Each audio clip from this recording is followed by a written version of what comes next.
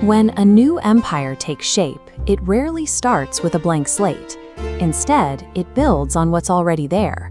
Over 600 years, the Indian subcontinent saw a steady influx of Muslim merchants, holy men, and conquerors who brought an entirely different vision for how a building should stand and what a building should mean.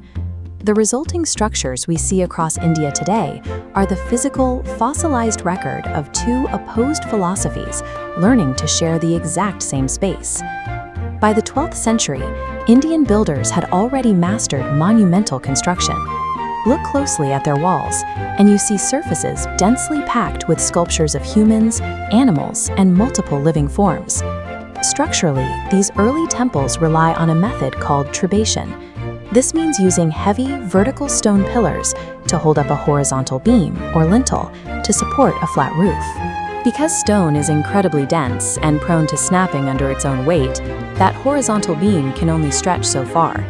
To expand a building's footprint, you have to add a dense, crowded forest of pillars. This engineering constraint fit the local religious philosophy perfectly. A dark, pillar-filled hall, heavily carved with life, served a faith that conceived manifestations of God everywhere, in multiple physical forms. Islam arrived with architectural requirements that stood in direct opposition to local tradition, the need for vast, wide-open spaces for communal prayer. Furthermore, Islamic theology strictly forbade the replication of living forms on any surface, directly clashing with the local tradition of covering every inch in carved deities.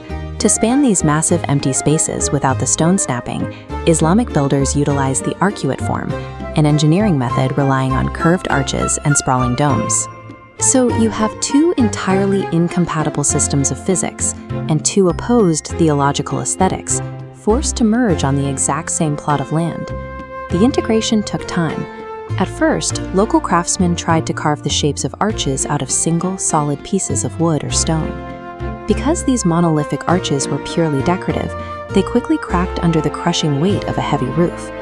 To bear load, builders adopted the voussoir, interlocking wedge blocks.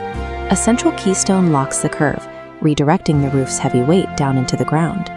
To rest a massive dome on a square room, pendentives and squinches smoothly bridge the right angles. By mastering this specific structural geometry, local laborers could finally build the massive, open, pillar-free interiors that Islamic worship required, while using the native stone of the Indian subcontinent. Solving the physics of the building only created a new problem for its surface. Generations of Indian artisans were trained to sculpt vibrant, living statues. Now they were working for patrons who explicitly banned living forms in religious spaces. To fill the void, craftsmen redirected chisels toward mathematical precision. Surfaces became blanketed in arabesque, flowing, intertwined floral motifs.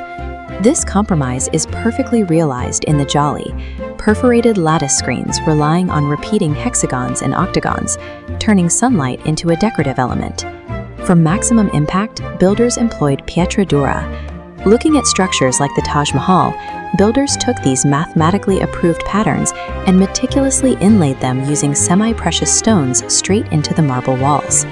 By prohibiting one form of art, the patrons inadvertently forced the creation of a completely distinct, hyper-detailed visual language.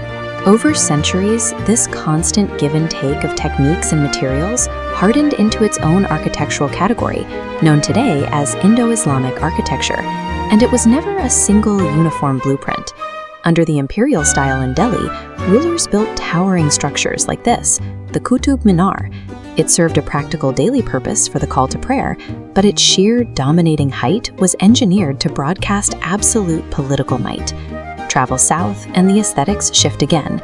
Here, in the Deccanese style of the Gol Gumbad, builders aimed for sprawling Persian proportions, but executed them using heavy, locally quarried dark stone. The style was a highly adaptable system.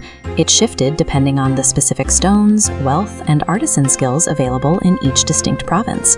What started as heavy, flat lintels stacked on dense pillars slowly morphed into soaring, interlocking curves and weightless geometric domes. The integration evolved through a centuries-long negotiation of form, a constant series of localized interventions where craftsmen accepted some roles, rejected others, and modified the rest to fit the landscape.